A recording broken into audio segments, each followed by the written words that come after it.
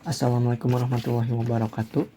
Saya Julian Budi Dwi Gantara akan mempresentasikan ujian tengah semester mata kuliah animasi komputer, mulai dari aspek kesehatan dan keselamatan, lalu proses produksi animasi, kemudian perkembangan animasi di dunia, lalu teknik-teknik yang digunakan dalam pembuatan animasi. Terakhir, ada bagaimana animasi mengikuti produk life cycle. Pertama, kesehatan dan keselamatan pada bidang animasi komputer. Dalam dunia animasi komputer, pekerjaan dilakukan hampir sepenuhnya di depan komputer selama berjam-jam. Hal ini membuat aspek kesehatan dan keselamatan kerja sangat penting. Risiko utama yang sering dialami animator adalah kelelahan mata, karena harus fokus pada detail kecil di layar selama waktu yang lama. Jika tidak dijaga, hal ini dapat menyebabkan mata kering, pandangan kabur, bahkan sakit kepala. Selain itu, animator berpotensi mengalami repetitive strain injury, yaitu cedera pada otot tangan dan pergelangan akibat penggunaan mouse, keyboard, atau pen tablet secara berulang-ulang. Masalah postur juga sering muncul. Banyak animator duduk selama hampir 6-10 jam per hari, sehingga bisa terjadi nyeri punggung, leher, dan bahu bila posisi duduk tidak ergonomis. Selain fisik, stres merupakan tantangan besar karena pekerjaan animasi biasanya diburu deadline dan revisi terus-menerus dari klien. Hal-hal yang perlu diperhatikan mulai dari ergonomi stasiun kerja, yaitu mengatur posisi kursi dan meja agar nyaman dan ergonomis dengan memastikan punggung lurus dan kaki menapak ke lantai. Lalu, posisi monitor sejajar dengan mata untuk menghindari ketegangan leher. Terakhir, menggunakan keyboard dan mouse ergonomis untuk mencegah repetitive strain injury pada pergelangan tangan.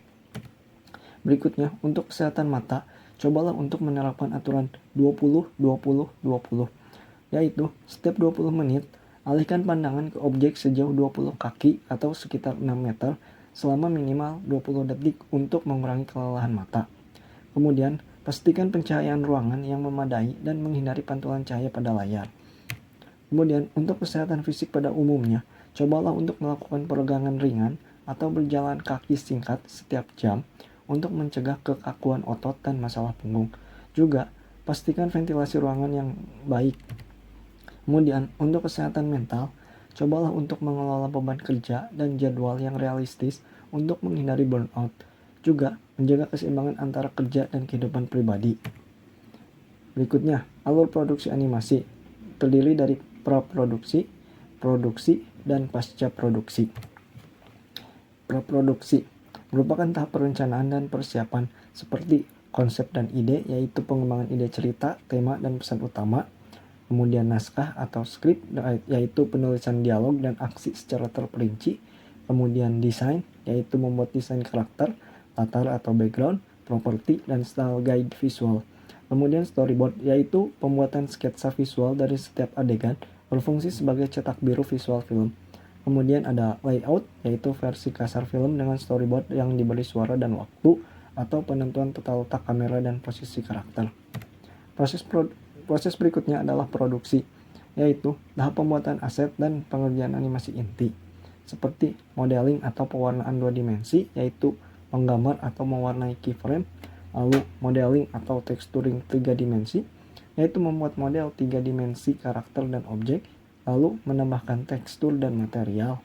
Kemudian ada rigging, yaitu memasang tulang atau rig pada model 3 dimensi agar bisa digerakkan atau dianimasikan. Kemudian ada animasi, yaitu menggerakkan karakter dan objek sesuai storyboard dan timing. Kemudian ada lighting, yaitu pengaturan pencahayaan untuk menciptakan suasana dan kedalaman. Kemudian ada perekaman suara, yaitu perekaman dialog, narasi, dan efek suara awal. Proses berikutnya adalah pasca produksi, yaitu tahap penyelesaian dan penggabungan semua elemen, seperti rendering, yaitu proses komputasi akhir untuk menghasilkan gambar atau urutan frame dari model 3D. Lalu ada compositing, yaitu menggabungkan elemen visual yang berbeda, seperti latar, karakter, efek visual menjadi satu adegan. Kemudian editing, yaitu penyunting urutan adegan, timing, dan transisi. Kemudian ada sound mixing dan finalizing, yaitu penggabungan dan penyesuaian musik, dialog, dan efek suara agar kualitasnya seimbang. Kemudian ada color grading, yaitu penyesuaian warna dan tone keseluruhan film. Yang terakhir ada output, yaitu film animasi yang sudah selesai siap didistribusikan. Berikutnya, perkembangan animasi di dunia. Perkembangan animasi di dunia sangatlah panjang dan menarik. Kita dapat membaginya ke beberapa era. Pertama, era pra-animasi tahun 1800 sampai 1900. Pada masa ini belum ada animasi film, tetapi alat optik mulai ditemukan, seperti Thaumatrope pada tahun 1825, yaitu dua gambar yang berputar menjadi satu. Kemudian ada Pentakistoskop pada tahun 1832, yaitu cakram gambar berputar yang menciptakan ilusi gerak. Lalu ada Zoetrope pada tahun 1834, yaitu silinder bergambar berputar. Lalu ada Praxinoskop pada tahun 1877, yang merupakan versi lebih canggih dari Zoetrope. Kemudian ada kamera film pada tahun 1890-an, yang merupakan awal munculnya animasi modern. Era ini adalah fondasi dari prinsip persistence of vision, atau mata melihat gambar seolah bergerak. Era berikutnya adalah era animasi awal pada tahun 1900 sampai 1930. Ini adalah masa ketika animasi pertama kali direkam sebagai film. Tokoh penting pada masa ini diantaranya adalah Emil Cole dengan film animasi pertama Phantasmagoria pada tahun 1908 dengan gambar tangan. Lalu ada Winsor McCay dengan membuat Gertie the Dinosaur pada tahun 1914, yang merupakan animasi karakter pertama yang mempunyai kepribadian. Pada akhir era ini, warna dan suara mulai digunakan. Era berikutnya adalah era animasi klasik, dari tahun 1930 sampai 1960. Ini adalah masa keemasan animasi tradisional. Inovasi penting yang terjadi pada masa ini diantaranya adalah penggunaan cel animation atau lembaran gambar transparan, lalu pengenalan sound synchronized animation pada Steamboat Willie di tahun 1928, lalu ada animasi panjang pertama yaitu Snow White and the Seven Dwarfs pada tahun 1937. Studio besar yang lahir pada era ini diantaranya seperti Walt Disney, Warner Bros, MGM, Leicester Studio. Kemudian kartun ikonik yang lahir dari era ini seperti Mickey Mouse, Bugs Bunny, Tom and Jerry, dan Donald Duck. Era berikutnya adalah era animasi televisi dari tahun 1960 sampai 1990. Televisi sudah menjadi media utama, sehingga animasi dibuat lebih cepat dan murah. Karakteristik pada era ini diantaranya seperti teknik limit animation atau gerakan terbatas, lalu animasi dibuat dengan budget kecil untuk serial televisi. Studio yang populer pada era ini seperti Hanna-Barbera, Ranking Orbes, dan Filmation. Pada era ini juga, perkembangan anime Jepang seperti Osamu Tezuka menciptakan Astro Boy pada tahun 1963 dan munculnya anime robot, mecha, dan shonen. Era berikutnya adalah era komputer dan CGI awal di tahun 1990 sampai 2000, yang merupakan revolusi digital. Komputer mulai menggantikan animasi tradisional.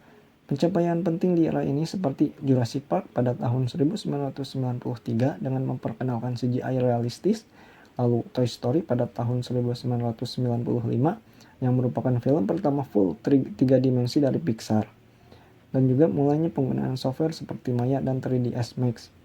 Studio CGI besar yang muncul di era ini diantaranya seperti Pixar, DreamWorks, dan Blue Sky Studio. Era ini juga menandai perubahan besar dari 2 dimensi ke 3 dimensi. Era berikutnya adalah era animasi digital modern dari tahun 2000 sampai 2015, di mana 3 dimensi mulai mendominasi. Pada era ini, animasi semakin canggih dan realistis.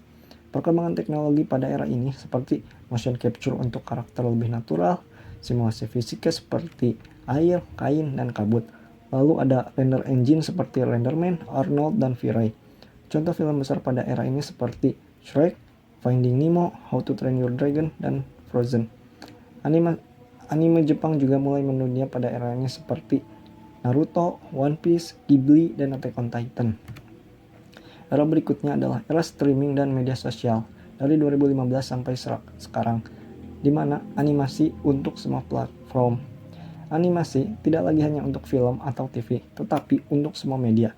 Ciri dari era ini seperti Netflix, Disney+, Prime Video memproduksi animasi original. Animasi pendek viral di TikTok, Instagram, dan YouTube.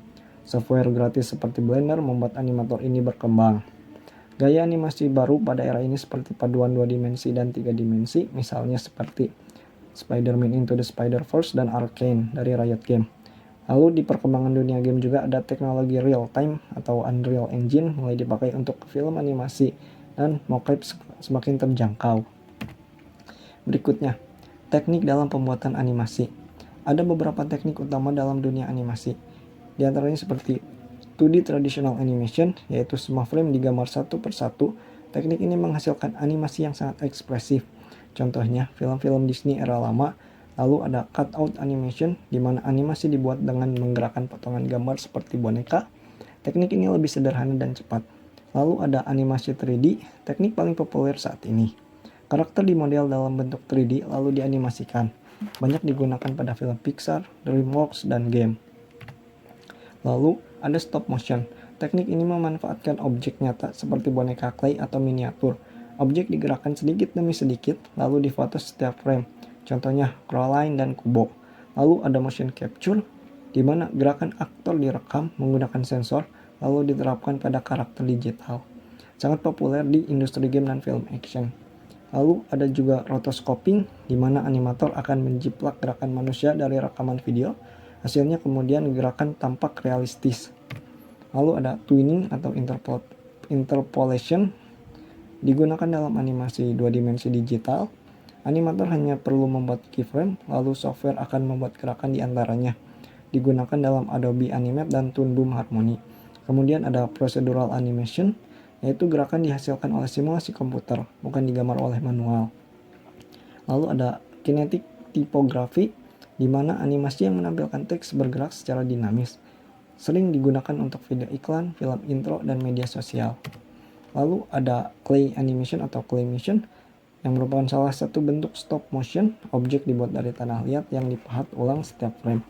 Kemudian ada puppet animation, yaitu boneka yang memiliki rangka atau armature akan dianimasikan frame per frame, digunakan sebelum claymation populer.